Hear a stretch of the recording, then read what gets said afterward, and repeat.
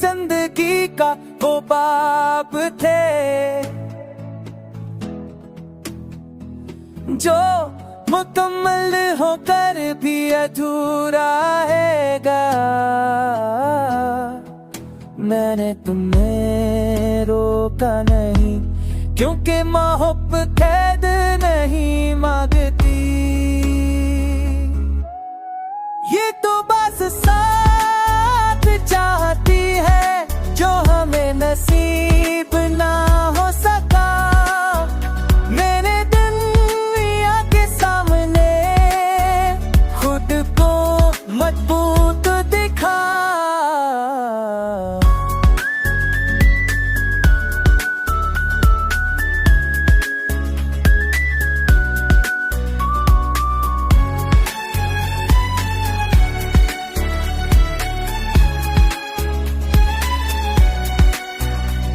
मगर तन्हाई में सब बखर जाता है, कुछ यादें आंसू नहीं लाते, बस दिल को भारी कर देती है।